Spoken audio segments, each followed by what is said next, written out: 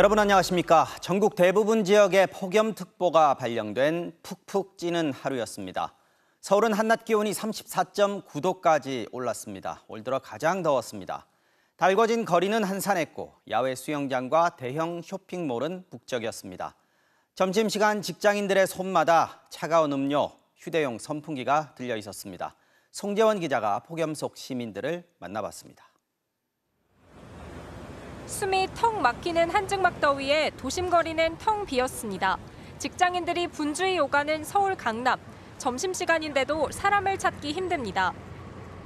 도시락 드시는 분들도 아무래도 많으시고 요새는 또 덥다 보니까 손으로 햇빛을 가리고 양산을 써봐도 소용없습니다.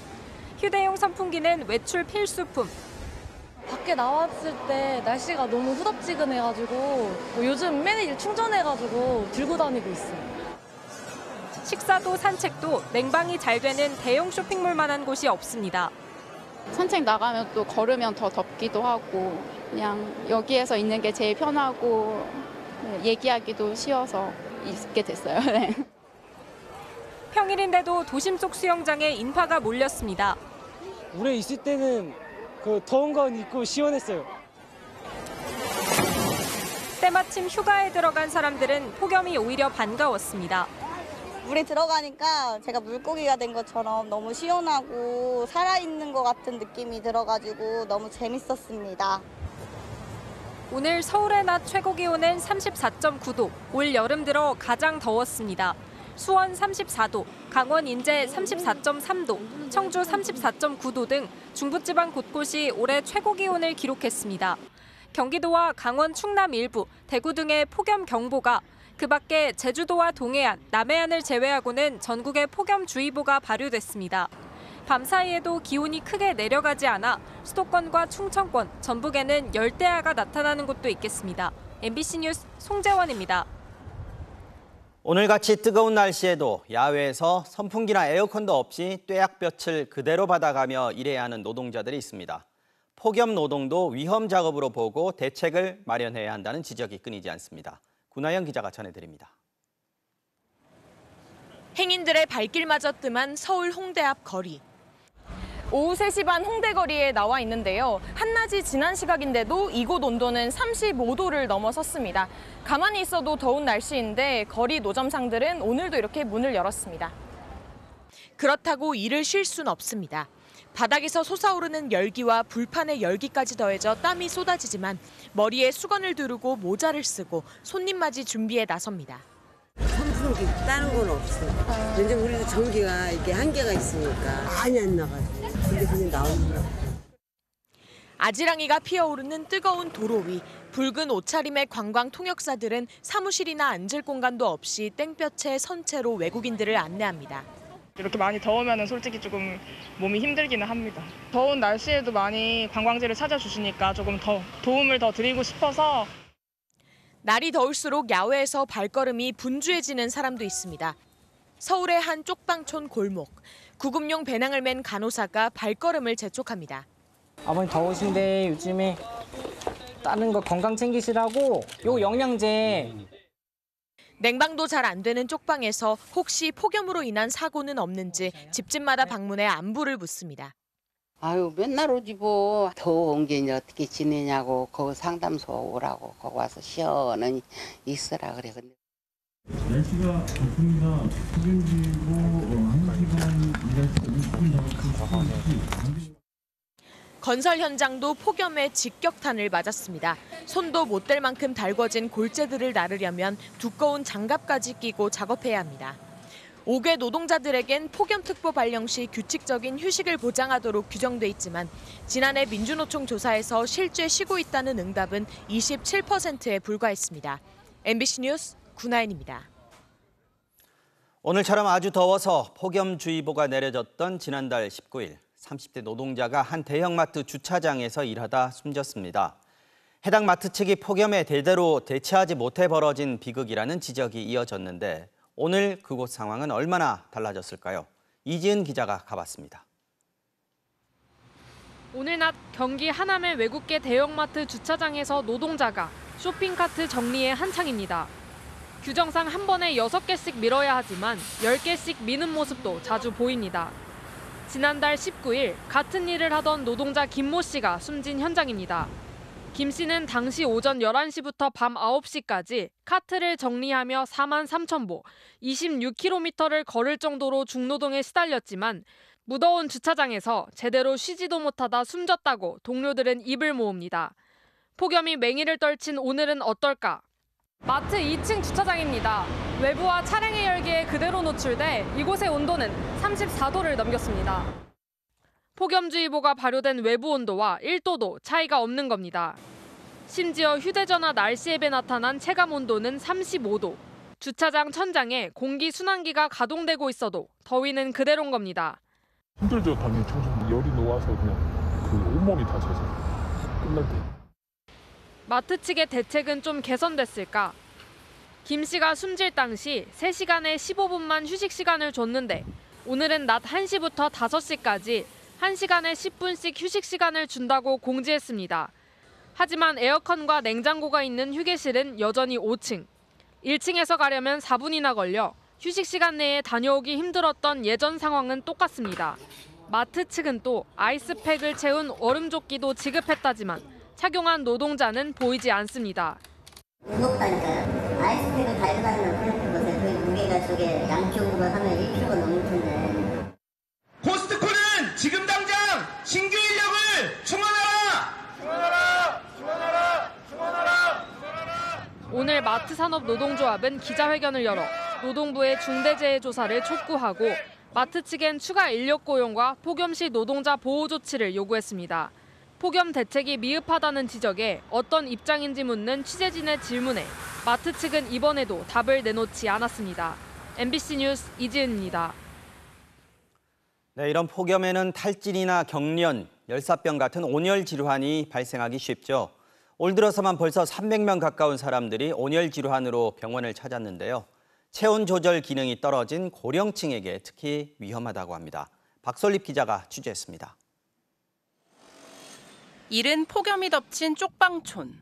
어른 한 명이 겨우 누울 만한 방에선 열기도 잘 빠지질 않습니다. 첫째 선풍기 없고 덥고는 그게 좀 힘들죠. 한여름이 오기 전인데 벌써부터 밤잠을 설칩니다. 잠잘 줄 잘 힘들죠.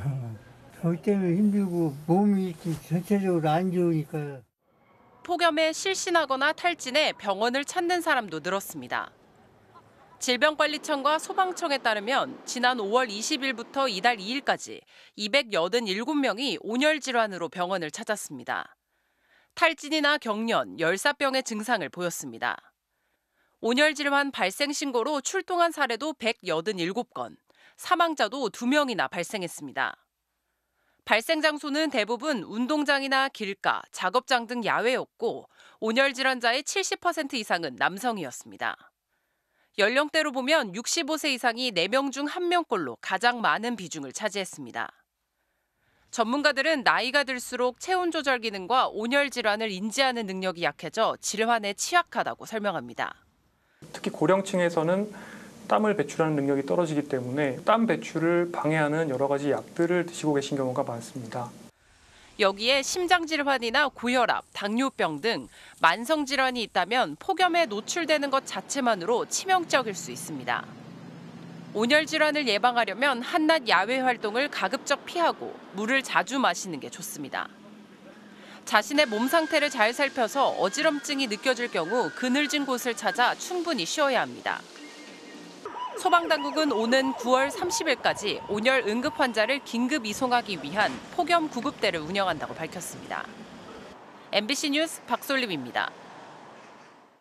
네, 오늘 밤 서울을 비롯한 수도권과 서해안 지방에는 한낮의 열이 밤에도 식지 않는 열대야 현상이 나타날 것으로 보입니다. 내일과 모레는 장마 전선이 다시 북상하면서 최고 150mm가 넘는 폭우가 쏟아질 전망입니다. 서울 경의선 숲길에 중계차 나가 있습니다. 최아리 캐스터, 날은 어두워지고 있는데 아직도 많이 더운가요? 네, 그렇습니다. 바람이 불지 않으면 금세 땀이 맺힐 정도로 더운 감이 느껴지고 있습니다. 저녁 퇴근길이지만 지금도 습도가 높은 탓에 날이 후텁지근하기만 한데요. 이곳에는 지금 습기를 거닐면서 더위를 식히는 많은 시민분들도 모여 계십니다. 먼저 오늘 더위가 얼마나 심했는지부터 살펴보겠습니다. 서울의 낮 최고 기온은 34.9도까지 치솟아 올 들어 최고 기온을 기록했습니다. 또 비공식 기록이지만 경기도 여주시 금산면이 38.2도까지 치솟는 등 이번 폭염이 절정을 보였습니다. 이 낮의 열기는 그대로 밤에도 이어지겠는데요. 밤사이 최저 기온이 25도 아래로 떨어지지 못해서 서울 등 서쪽 곳곳에 열대야가 나타나겠고요. 이 습도가 높은 탓에 체감하는 더위는 27도 안팎에 달할 전망입니다.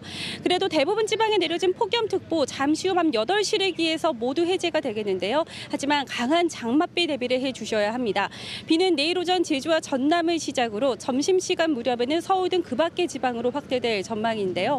이틀간 예상되는 비의 양을 보시면 수도권을 비롯한 충남 그리고 전라도와 제주도에 최고 150mm 이상이고요. 그 밖에 강원 내륙과 충북, 경북 북부 내륙에 많게는 120mm가량입니다. 이 호우가 집중되는 시점과 강도를 보시면 중부지방은 내일 밤부터 그리고 전라도는 내일 낮과 모레 새벽 사이에 비가 시간당 30에서 60mm씩 매우 강하게 쏟아지겠습니다. 특히 모레는 시간당 70mm로 비가 더 강해질 것으로 보이는데요. 이 취약한 밤 시간대에 호우가 집중돼 피해가 우려되니까요. 대비를 철저히 해주셔야겠습니다. 지금까지 경의선 숲길에서 전해드렸습니다. 지난주 후반 이틀간 340mm의 물폭탄이 쏟아진 경북 영주에서는 지금도 피해 신고가 접수되고 있습니다. 내일부터 다시 장맛비가 예상되면서 더 큰 피해가 생기지 않을지 주민들은 걱정하고 있습니다. 김서영 기자가 피해 현장에 다녀왔습니다. 토사가 밀고 들어온 부엌은 벽 한쪽이 그대로 무너져 내렸습니다. 집안 바닥에는 진흙과 펄이 아직도 고여 있습니다. 지난 금요일 집중호우에 발생한 산사태 피해가 고스란히 남아있는 겁니다. 토사가 밀려 내려오면서 뒷산에 있던 나무도 뿌리채 뽑혀 집 쪽으로 무너졌습니다. 중장비 여러 대가 투입돼 긴급 복구 작업에 나섰지만 집주인은 인근 경로당에서 벌써 나흘째 잠자리와 끼니를 겨우 해결하고 있습니다. 부푼에도 그런 거는 견딜 수가 있는데 빨리 이거 복구를 해서 치비해가지고 집에 들어올 수 있도록 해야 될 텐데 그게 걱정이에요. 산사태와 침수 피해로 한때 주민 120명이 대피했던 봉화군. 주말이 지났지만 지금도 아직 14명이 집으로 돌아가지 못하고 있습니다. 마을 하천이 순식간에 범람해 집 안으로 밀고 들어오던 순간을 떠올리면 지금도 아찔하기만 합니다. ตี내려고 문을 열었지 여기 칼 들어보지 않니까 나는 또 빨리 와 나 좀 구해달라고 나 좀 살려달라고 막 소리는 막 질러지 뭐. 시간당 66mm의 물폭탄이 쏟아졌던 봉화군 명호면은 대부분의 도로가 유실됐고 제방이 무너져 120헥타르의 논밭이 순식간에 물에 잠겼습니다. 물을 갖다 썰어보니까 이 보다시피 모래가 저래 쌓여 보면은 저게 내년에 곡식을 심어도 곡식이 안 돼요. 그래서 저것도 한 2, 3년은 가꿔줘야만이. 영주와 봉화에 쏟아졌던 폭우는 영주댐으로 모여들었고 수위는 순식간에 10m가 높아져 홍수기 제한 수위를 넘겼습니다. 수자원공사는 지난해 태풍 흰남노 이후 처음으로 수문 방류를 시작했습니다. 문제는 내일부터입니다.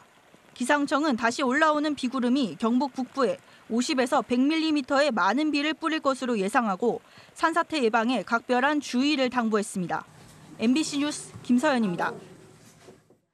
다음 소식 전해드리겠습니다. 일본의 후쿠시마 오염수 방류의 마지막 관문으로 여겨지는 국제원자력기구의 최종 보고서가 내일 일본에 전달될 것으로 보입니다.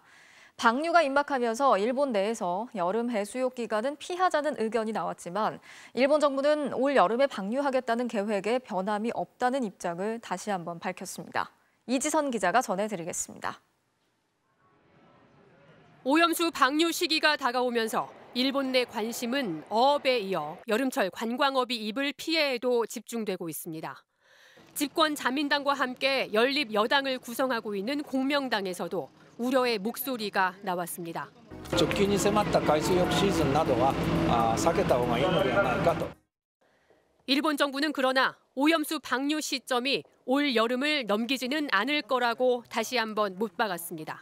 海洋放出の時期は本年春から夏頃を見込むとお示しをしてきており、この方針に変更はありません。 오염수 해양 방류를 시작하는 시점은 사실상 일본 내각의 최종 결단만 남아있는 상황입니다. 일본 정부는 방류 전 일본 원자력규제위원회의 검사 종료증과 국제원자력기구 IAEA의 최종 보고서를 받아 방류에 문제가 없다는 국내외적 명분을 확보한다는 계획입니다. 원자력규제위는 지난주 금요일 사흘간의 최종 점검을 마쳤는데 아사히 신문 보도에 따르면 이르면 이번 주 안에 늦어도 다음 주 초에는 검사 종료증이 나올 예정입니다.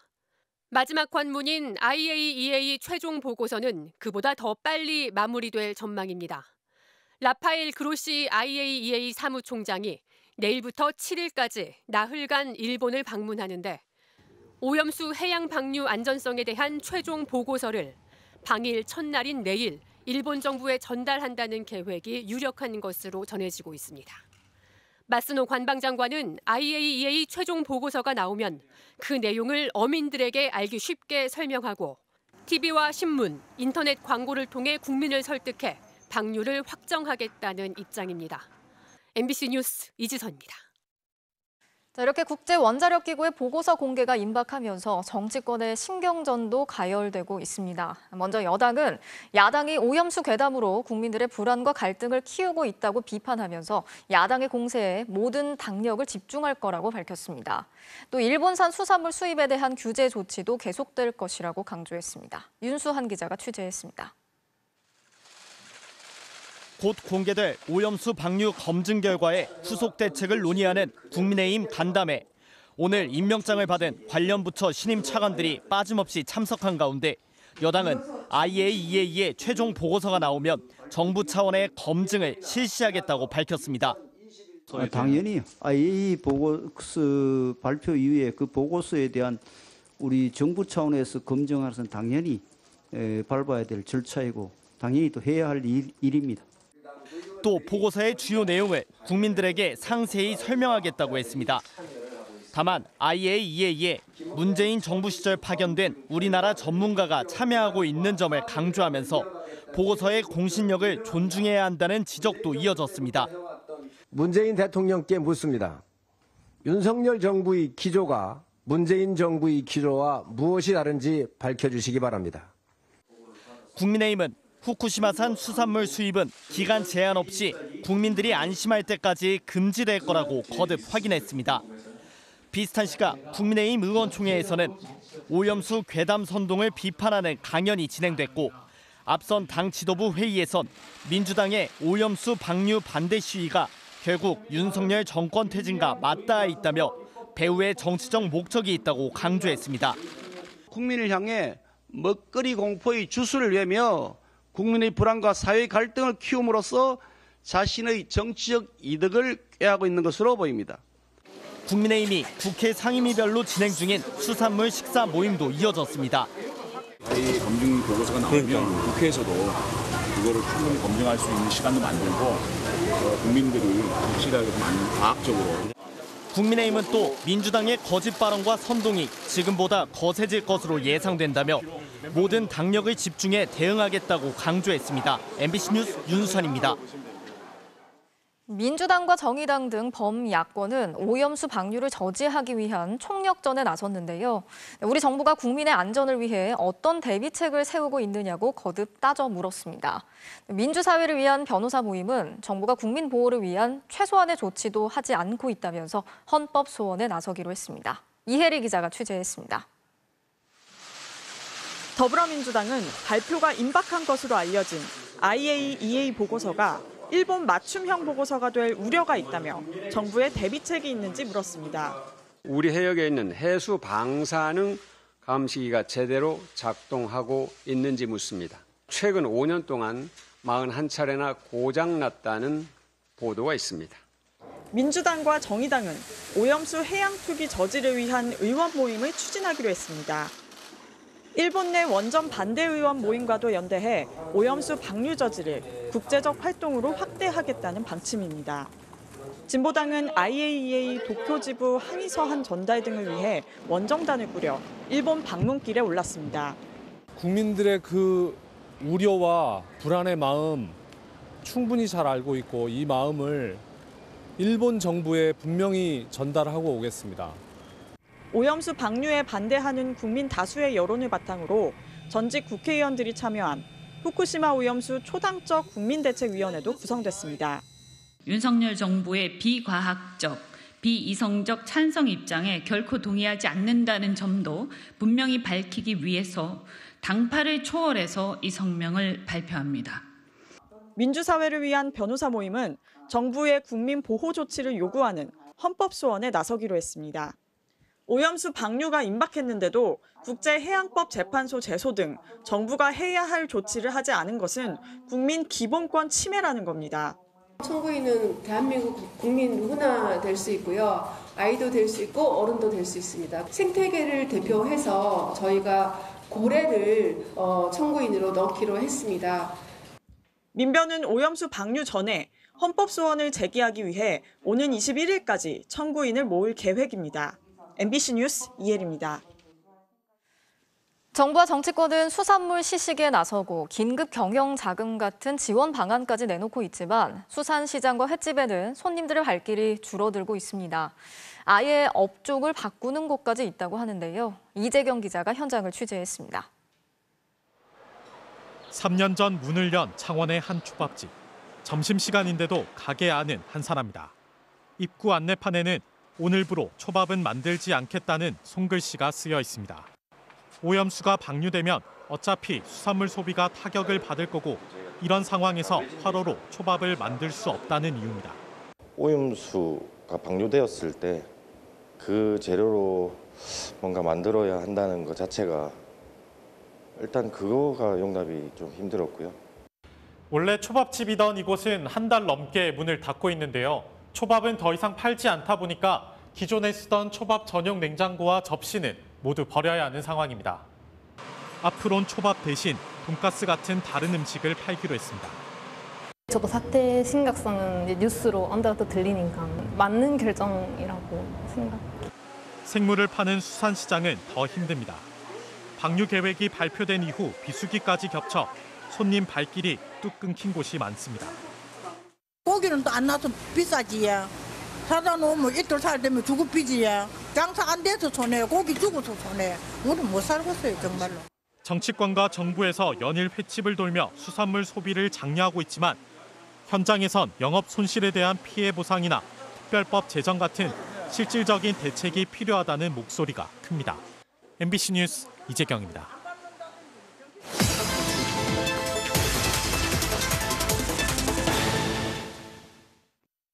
바로 간다 사회팀 송서영 기자입니다.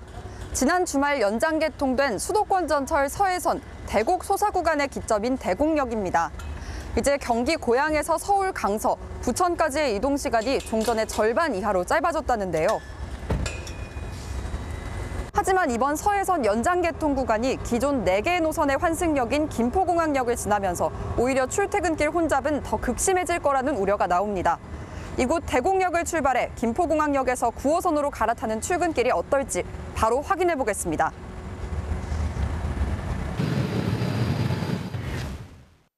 아침 7시, 새 전철을 타고 출근하려는 고양시 승객들이 모여듭니다. 배차 간격은 12분. 아별차가 떠난 뒤 10여 분 동안 이렇게 긴 줄이 만들어졌습니다. 4량짜리 열차가 짧아서인지 정차 위치를 정확히 몰라 이리저리 몰려다니는 모습들이었습니다. 그래도 승객들은 출퇴근길이 짧아질 거란 기대에 부풀었습니다. 회사까지 1시간 10분 정도 소요됐었거든요. 그렇게 가면 일단 어플상으로는 50분 나와 있어가지고 기대를 하고 오늘 첫 이용하고 있습니다. 이번에 연장된 서해선이 지나는 김포공항역은 이제 국내 최초로 5개 노선이 지나는 복합 환승역이 된 건데요. 서울시는 출근 시간대 김포공항역을 거쳐 들어오는 승객이 6,000명 늘 걸로 예상합니다. 실제 제가 타보니까 서해선 승객 대부분이 김포공항역에서 내렸는데요. 승강장에서 올라오자마자 환승 대열이 길게 이어집니다. 저도 환승객들을 따라가 봤습니다.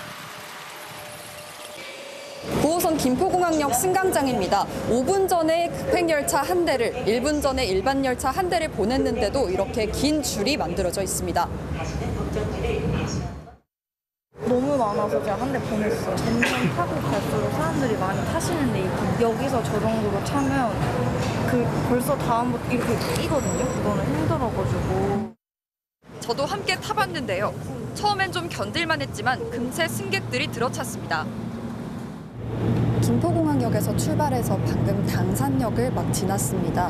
그런데 지금 열차 안이 많이 붐벼서 열차가 조금만 흔들려도 옆에 계신 분 발을 실수로 밟을 것 같은 그런 상황입니다. 아유, 불편하죠. 이거 사람 사는 게 아니라 콩나물식이에요. 너무 번잡해. 노량진역쯤에서는 열차 문이 제대로 닫히기 힘들 정도입니다. 서해선 대곡 소사 구간이 개통되면서 9호선도 이용객 수가 40% 증가하고 급행열차의 최고 혼잡도는 기존 197%에서 219%까지 늘 것으로 보입니다. 서울시는 이달 31일부터 출근 시간대 9호선 열차를 일반과 급행 각 2회씩 총 4회 늘릴 계획입니다.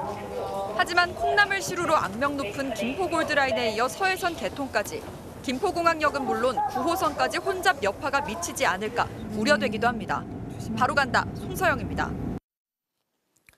대통령실 비서관 출신 인사 5명을 포함해 지난주 발표된 차관급 인사 13명이 오늘 윤석열 대통령으로부터 임명장을 받고 공식 업무를 시작했습니다. 윤 대통령은 신임 차관들에게 업무 평가의 중요성을 강조했는데 고위직 공무원 물갈이가 가시화되는 분위기입니다. 이정은 기자의 보도입니다. 지난 금요일까지 대통령실 비서관으로 일했던 5명. 박희정 동부 1차관입니다. 여기에 금메달리스트 출신으로 화제를 모은 장미란 차관까지 13명이 임명장을 받고 공식 업무를 시작했습니다. 윤 대통령은 3가지를 당부했습니다. 헌법 정신에 충성하고 이권 카르텔과 가차없이 싸우고 산하단체와 공직자들의 업무 능력 평가를 정확히 해달라는 겁니다. 평소 강조해온 카르텔 문제에 이어 업무 평가를 언급한 게 눈에 띕니다. 마침 환경부 소속 1급 공무원 3명이 모두 사표를 냈기 때문입니다. 대통령실은 장관이 인사쇄신 차원에서 사표받은 거라며 대통령실 지시가 아니라 설명했지만 환경부의 움직임은 용산발 고위공직자 물갈이의 신호탄이라는 해석이 나오고 있습니다. 윤 대통령은 이미 지난 5월 과감한 인사조치를 예고했습니다. 탈원전, 이념적 환경 정책에 매몰돼서 새로운 국정기조에 맞추지 않고 애매한 스탠스를 취한다면 과감하게 인사조치를 하라. 집권 2년차를 맞아 윤 대통령의 국정 운영을 적극 뒷받침하는 체제로 바꾸겠다는 의도는 전부처에서 반영될 전망입니다. 장차관 모두 외부인으로 채워 공개적으로 정책 변화를 요구받은 통일부와 수능 문제로 진통을 겪은 교육부, 인사적체가 심한 기획재정부와 국무조정실, 문재인 정부 시절 탈원전 정책과 부동산 정책을 담당했던 산업부와 국토교통부 등이 과감한 인사조치의 대상으로 거론됩니다. 복수의 여권 관계자들은 정권이 교체되면 관행적으로 고위공직자들이 용퇴하곤 했다면서 국정과제 이행 속도가 느리다는 불만이 있었는데 이번 인사를 계기로 변화를 기대한다고 전했습니다. 내년 총선을 앞두고 성과를 내기 위해 공직사회를 바짝 조이겠다는 의지로 읽힙니다. 비서관 출신 차관들은 오늘 취임식도 없이 업무에 돌입했습니다. MBC 뉴스 이정은입니다. 극우 유튜버 활동으로 논란을 빚고 있는 김채환 신임 국가공무원 인재개발원장도 오늘 임명장을 받았습니다. 김 원장은 윤석열 대통령이 말한 올바른 역사관과 명확한 안보관을 공무원들에게 교육시키겠다는 포부를 밝혔는데 당장 이 발언만 봐도 공무원의 정치 중립 의무를 훼손할 수 있다는 비판이 나오고 있습니다. 이동경 기자가 보도합니다. 지난 3년간 유튜버 활동 과정에서의 발언들로 내정되자마자 극우 편향 논란이 불거진 김채환 신임 국가공무원 인재개발원장. 군 통수권자가 군인을 생체 실험의 대상으로 사용하라는 지시를 내린 셈인 것입니다. 촛불 시위에 중국인들이 대거 참여한 것을 기억하십니까? 고위공무원 교육을 총괄하는 차관급 자리에 극우 유튜버를 앉혔다는 비판이 주말 내내 이어졌지만 임명장은 예정대로 수여됐습니다. 내정 직후 유튜브 채널을 닫았던 김 원장은 다시 채널을 열고 포부도 밝혔습니다. 윤 대통령이 말한 올바른 역사관과 명확한 안보관을 공무원들에게 교육시켜야 할 막중한 임무를 맡게 됐다며 윤석열 정부의 성공과 자유 대한민국의 발전을 위해 헌신하겠다는 겁니다. 취임식을 위해 첫 출근한 김 원장을 MBC 취재진이 만났습니다. 극우 유튜버 논란은 언론의 왜곡일 뿐이라고 적극 반박했습니다. 제가 400여 개 이상의 유튜브를 만들었는데 또 제대로 처음부터 끝까지 읽어본 사람, 들어본 사람은 내가 너무나 지극히 정상적이다라는 걸 아실 수 있을 거라고 생각합니다. 하지만 공직사회 안팎과 학계의 우려는 여전합니다. 한 지방국립대 행정학과 교수는 정권의 입맛에 맞는 교육은 공무원의 정치적 중립 의무를 훼손하게 될 것이라고 했고, 또 다른 대학 교수도 이념 편향적인 강의나 강사 선발을 한다면 금방 내부 저항과 반발에 부딪힐 것이라고 경고했습니다. 인재개발원 내부도 술렁이는 분위기입니다. 업무를 잘 파악을 못하니까 와서 잘 할 수 있을까, 이제 그게 제일, 국민들은 그게 이제 제일 걱정이고, 윤석열 대통령 명령을 받들어서 열심히 하겠다. 이제 노조 파괴 작업이 들어오지 않을까. 야당에서도 국민 통합은커녕 국론 분열과 대결을 조장할 극우 인사를 임명했다는 비판이 이어지는 가운데 대통령실은 교육과 소통 능력이 뛰어난 분을 찾아 임명했다는 입장을 바꾸지 않고 있습니다. MBC 뉴스 이동규입니다. 박민식 국가보훈부 장관이 북한 김일성 정권을 만드는 데 도움 준 사람은 독립유공자로 인정할 수 없다고 밝혔습니다. 보훈부가 서훈 기준을 재검토하겠다고 발표한 지 하루 만에 나온 발언인데요. 친북 논란이 일었던 손혜원 전 민주당 의원의 부친 등은 서훈이 취소될 가능성이, 친일 논란이 일었던 김성수, 조봉암 선생 등은 독립유공자로 인정될 가능성이 제기됩니다. 홍익표 기자의 보도입니다. 박민식 국가보훈부 장관이 오늘 자신의 SNS에 올린 글입니다. 자유민주주의 대한민국 건설이 아니라 북한 김일성 정권 만드는 데 기여한 사람을 독립유공자로 받아들일 대한민국 국민이 누가 있겠냐면서 가짜 독립유공자는 결코 용납할 수 없다고 밝혔습니다. 보훈부가 독립유공자 선정 기준을 재검토하겠다고 밝힌 지 하루 만에 장관이 나서 좀 더 명확한 기준을 제시한 겁니다. 이에 따라 친북 논란이 일었던 손혜원 전 의원의 부친 등의 서훈이 취소될 가능성이 거론됩니다. 반면 친일 논란 인사들은 재평가될 것으로 보입니다. 친일 논란으로 서훈이 박탈됐던 김성수 선생이나 조봉암 선생 등이 독립유공자로 인정될 가능성이 있습니다. 어떤 진영이나 또 정치권의 그런 흐름에 전혀 좌우되지 않도록 일관된 원칙을 또 일관된 기준을 수립해서 서훈 재평가는 새로 꾸려질 특별분과위원회가 핵심적인 역할을 맡을 전망입니다. 기존의 2개 위원회를 거치는 심사 과정에 특별분과위원회가 추가되는데 11명 안팎의 위원을 장관이 직접 위촉하고 역사 전공이 아닌 정치, 사회, 법률 전문가도 참여할 수 있습니다. 부실 심사 논란을 해소하기 위해서라지만 특정 이념의 편향적인 결정이 내려질 가능성도 배제할 수 없다는 주장이 나옵니다. 또 다른 어떤 정파적인 그런 관점이 특별분과위원회에서 작용하지 말라는 걸 보장할 수가 없다. 이에 대해 보훈부는 다양한 분야 전문가가 참여해 국민 눈높이에 맞는 심사가 이루어지도록 하겠다며 객관적인 심사에 나설 계획이라고 설명했습니다. MBC 뉴스 송희표입니다. 김건희 여사 일가에게 특혜를 주기 위해 서울 양평고속도로의 종점이 변경됐다는 의혹이 불거지자 국토부가 해명을 내놨습니다. 원희룡 장관은 의혹을 피하기 위해 이미 원점 재검토를 지시했다며 정치 공세를 중단하라고 요구했습니다. 정동욱 기자입니다. 논란은 지난 5월 서울 양평고속도로에 대한 전략 환경 영향 평가가 공개되면서 시작됐습니다. 서울 양평고속도로의 종점이 2021년 예비 타당성 조사에서 발표된 경기도 양평군 양서면에서 양평군 강상면으로 변경되는데 변경된 종점 500m 지점에 김건희 여사 일가가 소유한 부동산이 있다는 겁니다. 민주당은 예비 타당성 조사를 통과했던 노선이 갑자기 변경된 것은 김건희 여사 일가에 대한 특혜라는 의혹을 제기했습니다. 그 과정도 소견치 않은데 바로 그 자리에 우리 그 김건희 여사 일가 땅이 있다라는 거는 누가 봐도 합리적 의심이 드는 거죠. 국토부는 해당 의혹은 IC로 표기되는 나들목과 JC로 표기되는 분기점을 혼동한 결과라고 설명했습니다.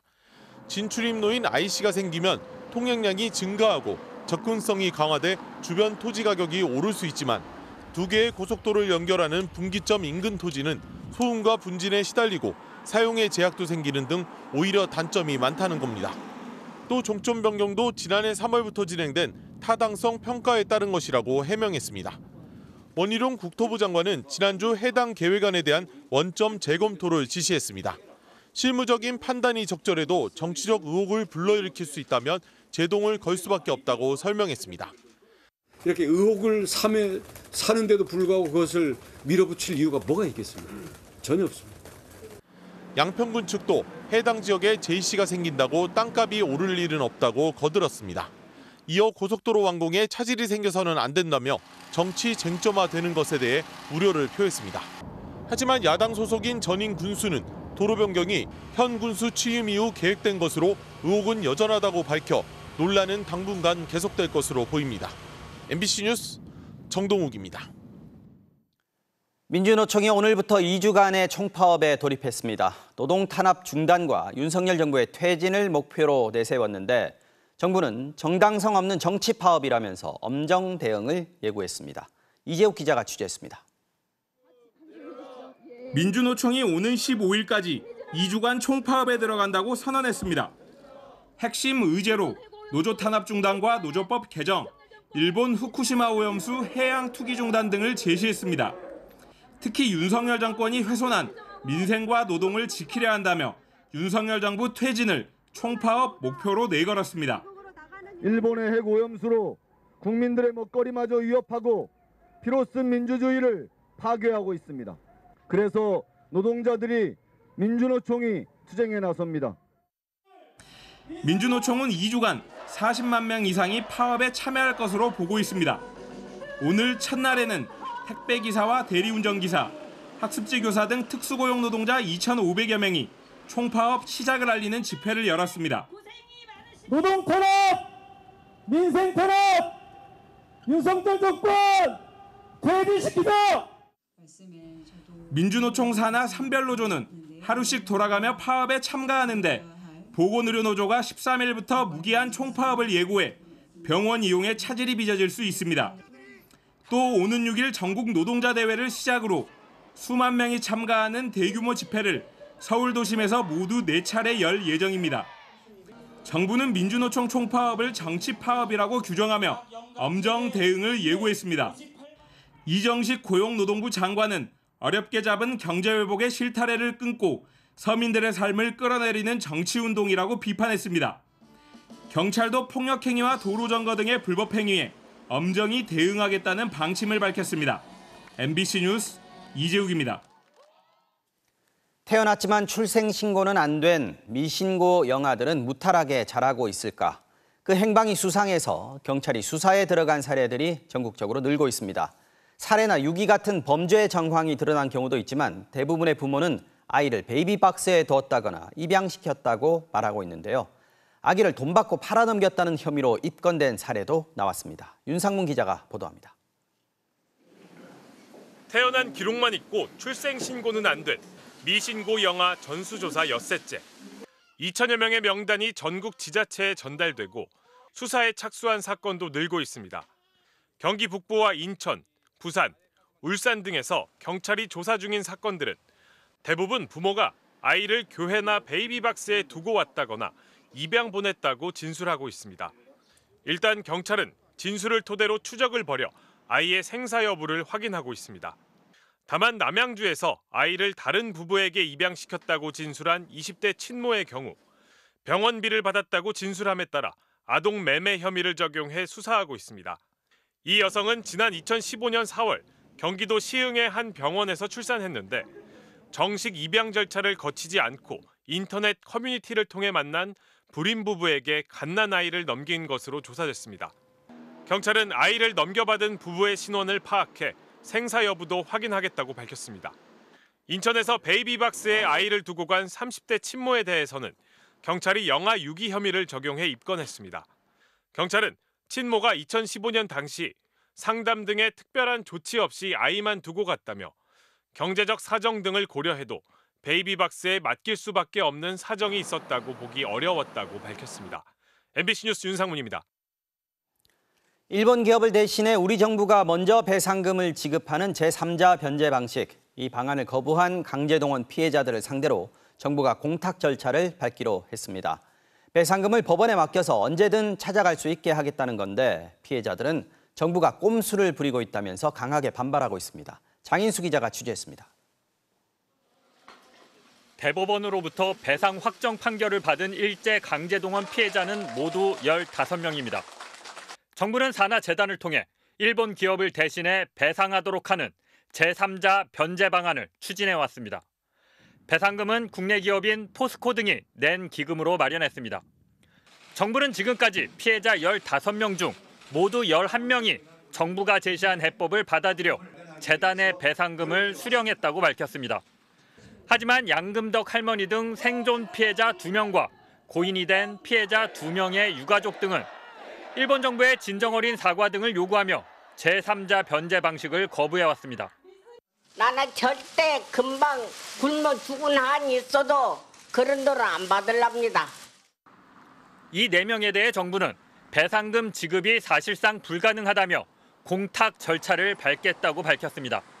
배상금을 법원에 맡겨 피해자들이 언제든 찾아갈 수 있게 하겠다는 건데 법적 절차를 사실상 마무리하겠다는 의도로 풀이됩니다. 피해자 측은 즉각 반발했습니다. 피해자들은 현재 전범기업인 미쓰비시 중공업의 국내 자산을 압류하는 절차를 진행 중인데 압류를 무력화하기 위해 정부가 공탁에 착수했다는 주장입니다. 오늘 정부의 조치는 법률적으로도 위법하고 또 정치적으로도 부당하며 피해자들이 명백한 반대 의사를 다시 한번 밝히고 있습니다. 이에 대해 외교부 관계자는 공탁금을 법원에 맡겨도 피해자들의 채권이 소멸되는 건 아니라며 이들의 이해를 구하는 진정성 있는 노력을 지속하겠다고 말했습니다. 피해자들은 공탁 무효 소송 등을 검토하기로 했습니다. MBC 뉴스 장희수입니다. 지난주 경찰의 총격으로 알제리계 10대 소년이 숨진 이후 프랑스 파리에서는 인종차별에 항의하는 대규모 시위가 시작됐고 지금 닷새째 이어지고 있습니다. 급기야 시위가 약탈과 폭동으로까지 격화되면서 파리 도심에 특수부대가 배치되기도 했는데요. 스위스와 벨기에로까지 시위가 번질 조짐을 보이고 있습니다. 파리에서 조명아 특파원이 취재했습니다. 총을 메고 방탄조끼를 입은 특수부대원들이 도심 곳곳을 경계합니다. 파리 도심 관광지인 오페라 극장 앞에는 군용 방탄 차량까지 등장했습니다. 알제리계 10대 소년이 경찰이 쏜 총에 맞아 숨진 사건 이후 항의 시위가 약탈과 폭동 등으로 변질되면서 프랑스 정부의 대응이 한층 강화됐습니다. 사망한 소년의 할머니도 이제는 폭력을 멈춰달라고 호소했습니다. Ils ont fait ça le prétexte de Noël. Non, ils ont pas s'arrêter. Moi, qu'ils arrêtent, qu'ils cassent pas les vitrines, qu'ils cassent pas les écoles. 시위 확산의 배경에는 프랑스에 내재된 인종차별적 행태에 대한 분노가 존재한다고 뉴욕타임스 등은 분석하고 있습니다. 파리 도심에 사는 백인 남성이 알제리계 소년처럼 교통법규를 위반했다면 경찰이 총을 쐈을 리 없다는 겁니다. 실제 프랑스의 한 연구에 따르면 아프리카나 아랍계 남성이 경찰에게 신분 확인을 요구받는 비율은 백인 남성에 비해 3배가량 높았습니다. Imagine ça arrive à mon grand frère, mon petit frère, n'importe quoi dans la rue, parce qu'il a refusé d'obtempérer. Ça veut dire là, on n'est pas en sécurité. 반면 경찰은 파리 교외에는 마약 밀매나 갱단 활동이 만연해 있기 때문에 강력한 치안 활동을 펴는 것일 뿐 인종 때문이 아니라는 입장입니다. 프랑스 내무부는 밤사이 체포된 시위대의 규모는 전날에 비해 4배 가까이 줄었다고 밝혔습니다. 하지만 소요 사태는 프랑스계 주민이 많은 벨기에와 스위스 등으로 확산될 조짐을 보이고 있어 유럽 사회가 이번 사태를 예의주시하고 있습니다. 파리에서 MBC 뉴스 조명아입니다. 작년 이맘때 지방선거가 있었으니까 전국의 기초광역단체장들은 이제 취임 1년을 맞았습니다. 그런데 유독 시장님의 취임 1주년을 축하한다. 이런 불법 현수막들이 관내 곳곳을 도배한 지자체가 있는데요.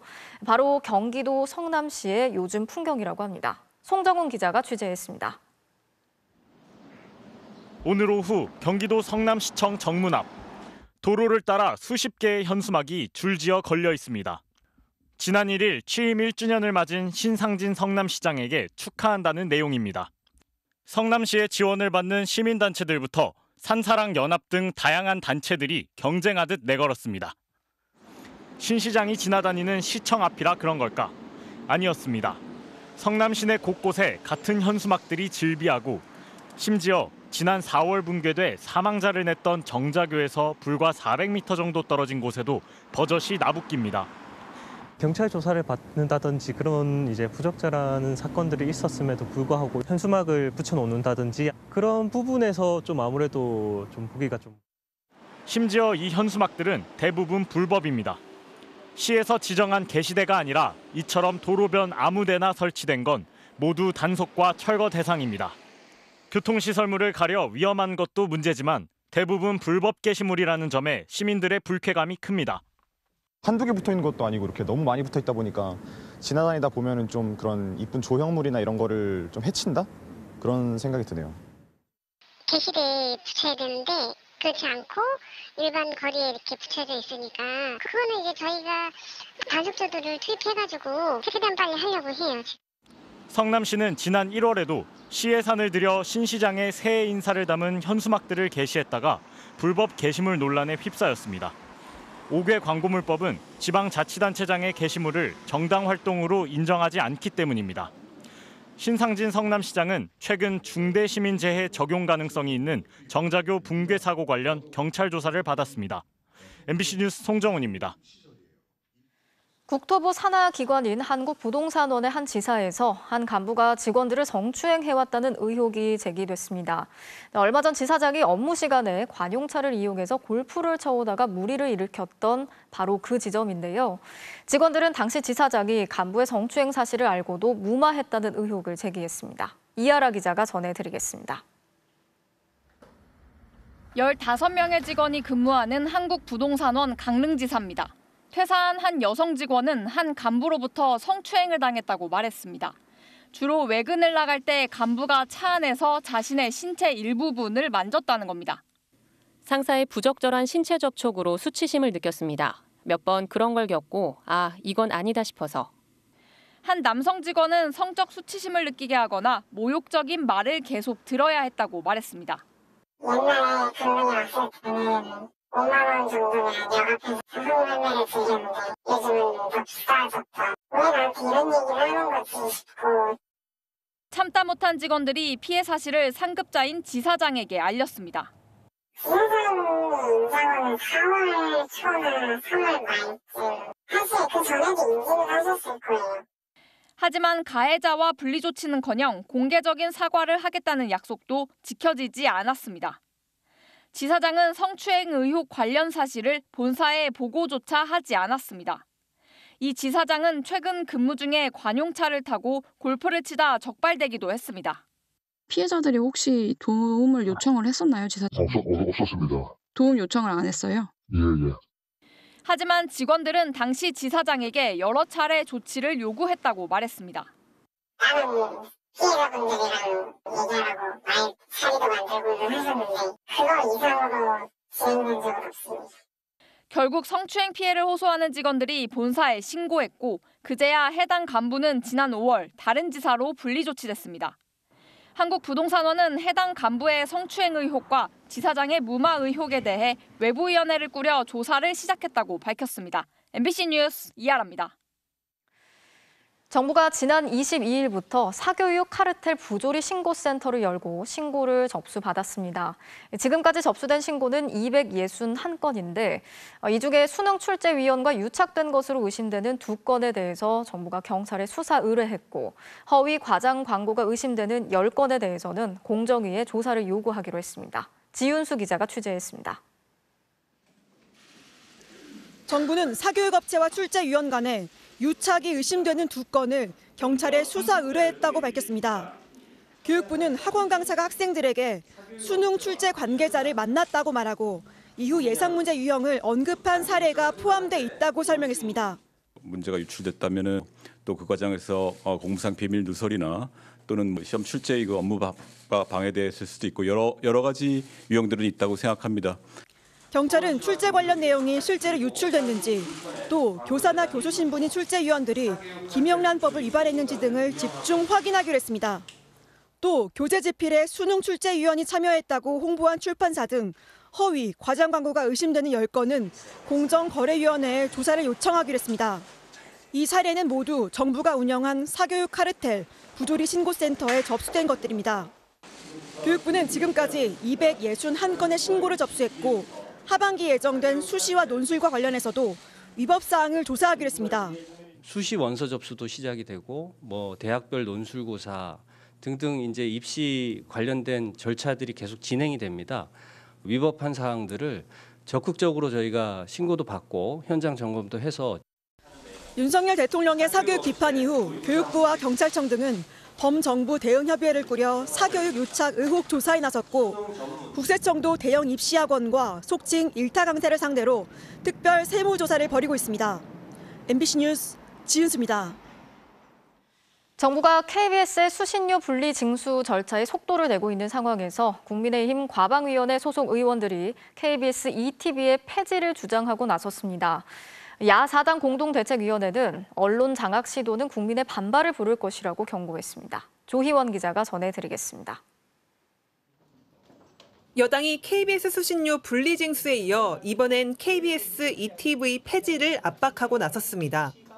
공영방송의 책무를 완전히 형해화한 KBS ETV 당장 폐지해야 된다.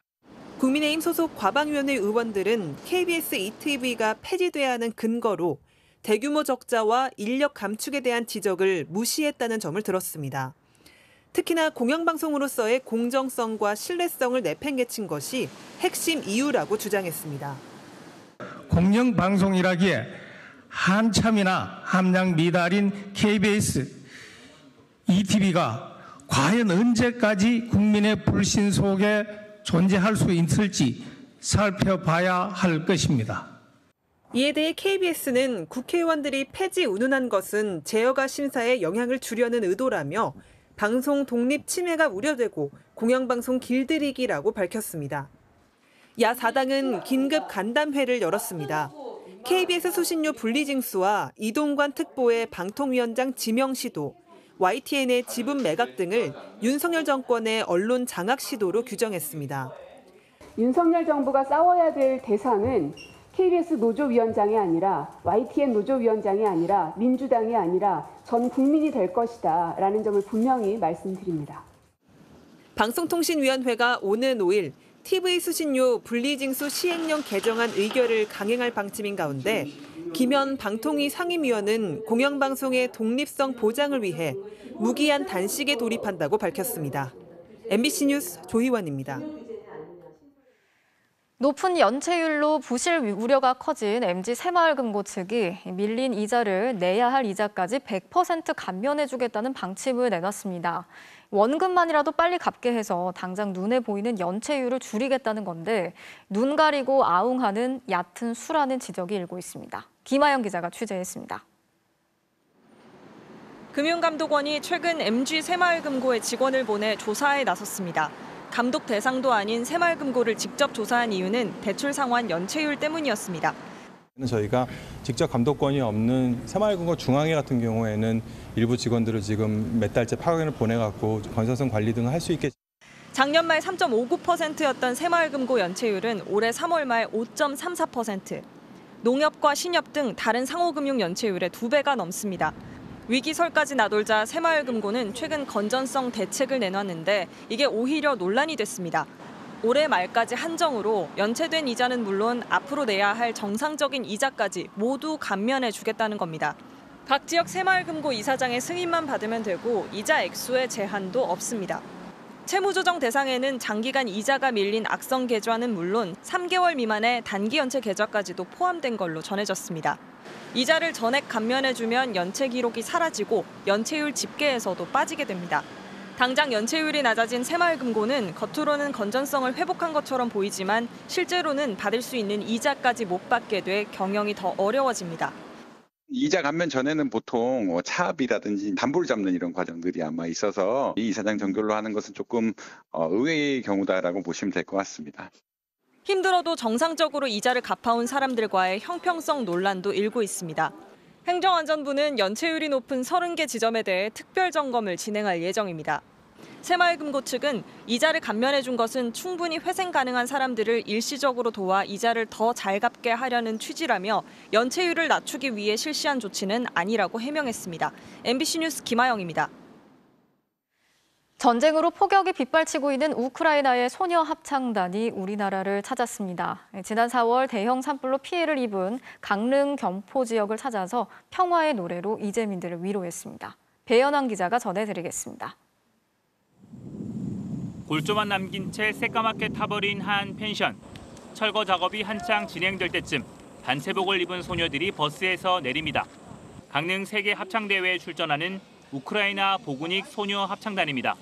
강릉 대형 산불 소식을 듣고 이재민들을 위로하기 위한 특별한 공연을 마련했습니다.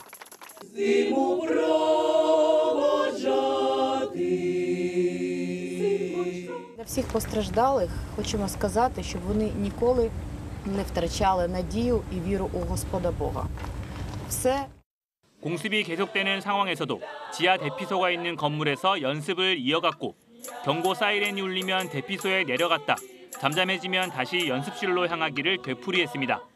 전쟁 속에서 집과 생명, 영혼이 파괴되는 하루하루를 보냈지만 한국에서 공연해달라는 요청은 소녀들에게 큰 힘이 됐습니다. Ми сподіваємося, що завдяки відродженню української музики, української пісні 우크라이나 보구닉 소녀 합창단은 세계 합창대회에서 전쟁의 아픔을 노래할 계획이지만 강릉의 산불 피해 현장에서는 보다 밝은 곡들로 이재민들을 위로했습니다. 저희들 지금 한창 원상 복구 중인데 사실 실상 많이 힘들고 있는데 이때 또 때마침 이렇게 해갖고 많이 관심 가져주셔서 감사합니다. 우크라이나 소녀들은 전쟁이 종식되고 진정한 평화 속에서 평화의 노래를 하고 싶다는 바람을 전했습니다. MBC 뉴스 배연환입니다.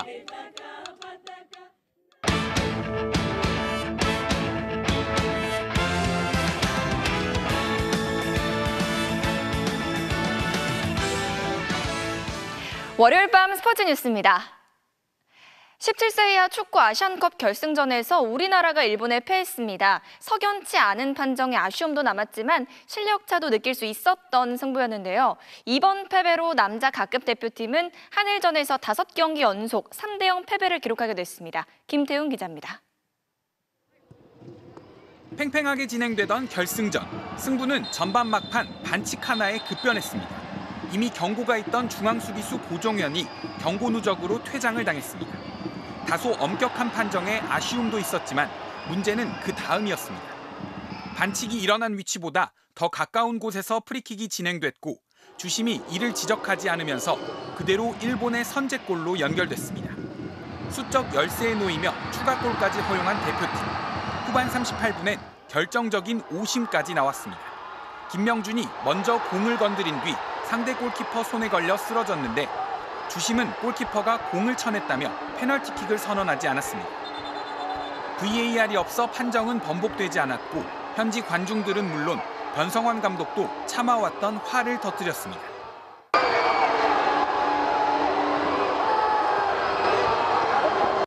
거칠게 항의해봤지만 돌아온 건 경고뿐이었습니다. 결국 쐐기골까지 허용하며 3대0 완패. 관중들의 위로에도 선수들은 아쉬움에 눈물을 흘렸습니다. 의도치 않게 경기 흐름이 바뀌면서 그러한 상황들로 인해서 우리 선수들이 끝나고 눈물을 흘리는 모습들을 보고 감독으로서 마음이 많이 아팠습니다. 태국 주심의 편파 판정 논란. 끝까지 최선을 다한 선수들의 투지와 별개로 남자 대표팀은 한일전 5연패를 당했습니다. 2년 전 벤투호를 시작으로 지난해엔 16세와 23세, 다시 성인 대표팀까지 한 골도 없이 모두 3대0으로 완패했습니다. 그래서 이번 3대0 패배는 더 크게 다가왔습니다. 진짜 꼭 이겨야 했던 경기인데 3대0이라는 스코어로 지게 돼서 너무 아쉽고 좀 여러 가지 변수가 있었는데 그것도 경기의 일부라 생각하고. 대표팀은 내일 귀국해 오는 11월에 열릴 17세 이하 월드컵을 준비합니다. MBC 뉴스 김태훈입니다. 프로야구 한화가 지난주 18년 만에 8연승을 기록하면서 전체 판도까지 뒤흔들고 있습니다. 신인 문현빈과 또 2군에서 머물던 이도윤, 또 작년에 이적한 이진영까지 예상치 못했던 선수들의 깜짝 활약이 엄청난 추진력을 불어넣고 있습니다. 김수근 기자입니다. 시작은 이진영이었습니다. 동점 상황에서 김인환의 2루타에 1루부터 홈까지 내달렸습니다. 포수의 태그를 피한 절묘한 슬라이딩 득점으로 경기를 뒤집었습니다. 이날부터 한화의 연승이 시작됐습니다.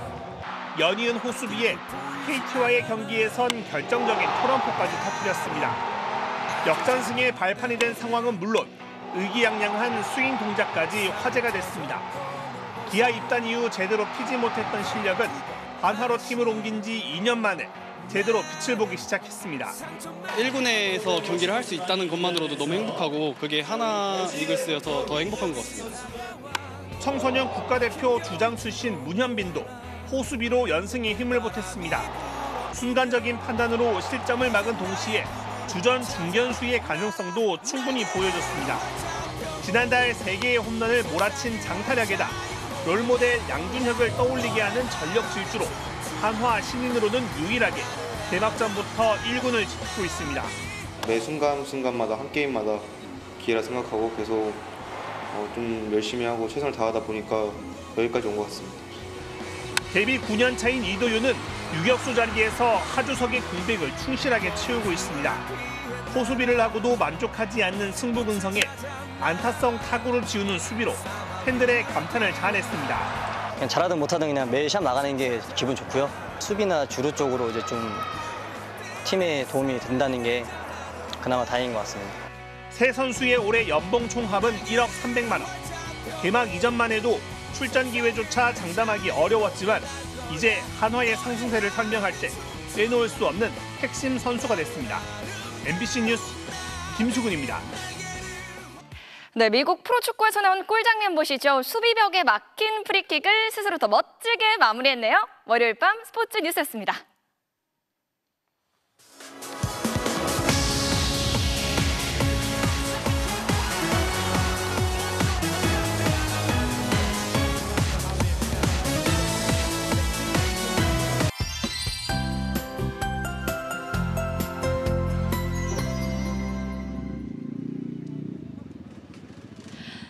네, 오늘 푹푹 찌는 듯한 더위에 지치진 않으셨는지 걱정입니다. 이 밤이 된 지금도 낮의 열기가 그대로 남아있는데요. 먼저 오늘 더위가 얼마나 심했는지부터 보시면 서울의 낮 최고 기온이 34.9도까지 치솟아 올 들어 최고 기온을 기록했습니다. 또 비공식 기록이지만 경기도 여주시 금산면이 38.2도까지 치솟아 이번 폭염이 절정을 보였는데요. 이 무더위는 밤에도 이어질 것으로 보입니다. 밤사이 최저 기온이 25도 아래로 떨어지지 못해서 서울을 비롯한 서쪽 곳곳에서 열대야가 나타나겠고요. 또 습도가 높은 탓에 체감하는 더위는 27도 안팎에 달할 전망입니다. 조금 전 8시를 기해서 대부분 지방에 내려진 폭염특보는 모두 해제됐는데요. 하지만 이제는 강한 장맛비 대비를 해주셔야 합니다. 비는 내일 오전 제주와 전남을 시작으로 점심시간 무렵에는 서울 등 그 밖의 전국으로 확대가 되겠는데요. 이번에도 강하고 많은 비가 예상됩니다. 내일과 모레 수도권을 비롯한 충남 그리고 전라도와 제주도에 최고 150mm 이상, 그 밖에 강원 내륙과 충북, 경북 북부에 많게는 120mm가량의 비가 오겠습니다. 이 호우가 집중되는 시점과 강도를 보시면 중부지방과 경북 북부 내륙은 내일 밤부터 모레 새벽 사이, 전라도는 내일 낮과 그리고 모레 새벽입니다. 특히 이 비가 시간당 30에서 60mm 안팎으로 매우 강하게 쏟아지겠고요. 특히 모레는 시간당 70mm로 더 강한 비가 내릴 것으로 보입니다. 이 비는 수요일인 모레 오전에 수도권 지방부터 그치겠는데요. 하지만 비가 그치자마자 내륙은 또다시 폭염이 기승을 부릴 전망입니다. 날씨였습니다. 월요일 뉴스데스크 마치겠습니다. 함께해 주신 여러분 고맙습니다.